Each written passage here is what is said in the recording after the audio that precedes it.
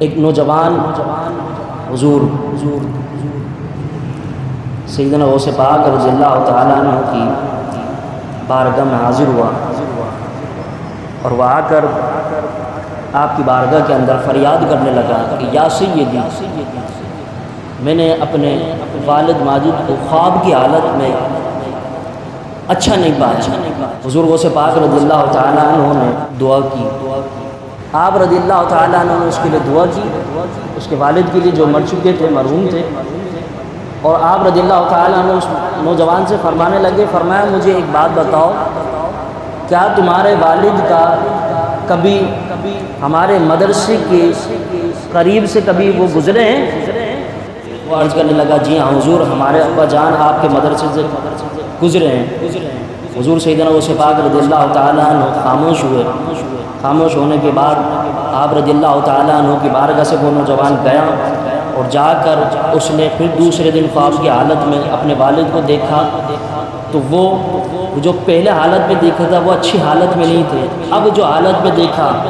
تو سبز حلہ پہنا ہوا ہے، خوبصورت انداز ہے، نورانی چہرہ ہے، حالات تبدیل ہے۔ تو حضور سیدنا شیخ عبد القادر جیلانی رضی اللہ تعالیٰ عنہ کی بارگاہ کے اندر دوبارہ آیا اور آ کر عرض کرنے لگا حضور، اللہ رب العالمین نے آپ کی برکت، آپ کی دعا کی برکت سے ہمارے والد کے عذاب میں تخفیف فرما دی۔ اب لوگ یہ سمجھتے ہیں کہ جناب اعلیٰ یہ کیا بات کر دی کہ عبد القادر جیلانی کے مدرسے کے قریب سے گزر جاؤ تو اللہ رب العالمین اس کو بخش دیتا ہے۔ میں نے کہا تجھے ابھی بھی بات سمجھ میں نہیں آئی؟ اصحاب کہف کا کتا پر بیٹھا اور غار پر بیٹھنے کے بعد پہرا دینے لگا، اللہ رب العالمین نے اس کا ذکر فرما دیا، فرمایا اللہ رب العالمین نے کہ یہ جو اصحاب کہف کی غار پر آ کر جو کتا بیٹھا ہے، خالق کائنات نے ارشاد فرمایا یہ کوئی عام کتا نہیں ہے، فرمایا ولیوں کی چوکٹ پر آیا ہے، فرمایا ولیوں کی چوکٹ اس نے پالی ہے، ولیوں کی نسبت پالی ہے۔ اللہ نے فرمایا اب یہ کتا عام کتا نہیں رہا بلکہ جنتی کتا بن گیا ہے۔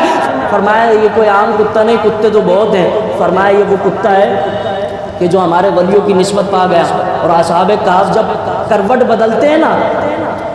تو علماء لکھتے ہیں کہ وہ کتا بھی اپنی کروٹ بدلتا ہے، تفسیر کے اندر آتا ہے وہ کتا بھی اپنی کروٹیں بدلتا ہے۔ جب اصحاب کہف اپنی کروٹیں بدلتے ہیں اور ان کی کروٹیں بدلنا اس بنا پر ہے کہ اگر ایک ہی جگہ رہیں تو جسم کے اندر معاملات پیدا ہو جائے، تو فرمایا وہ کروٹیں بدلتے ہیں تاکہ جب وہ اٹھیں تو وہ اللہ کی نشانی قرار دیں، اور جب وہ اپنے آپ کو دیکھیں تو وہ کہیں کہ ہاں ہاں اللہ ہمارے اس شان کے لائق ہے ہمارا پروردگار کہ وہ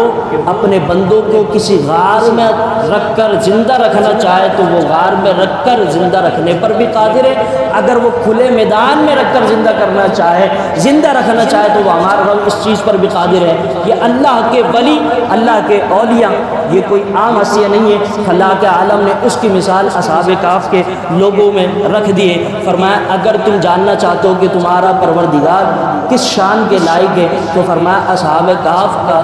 واقعہ پڑھ کر دیکھ لو کہ تمہارا رب اپنے بندوں کو کس طرح زندہ رکھتا ہے۔ فرمایا اگر تمہیں اصحاب کہف کے لوگوں کا واقعہ، اصحاب کہف کے لوگوں کے حالات اگر تمہیں سمجھ میں آ جائے تو فرمایا پھر تمہیں بغداد کا غوث اعظم بھی سمجھ میں آ جائے گا، حسنین بھی سمجھ میں آ جائے گا، حسین بھی سمجھ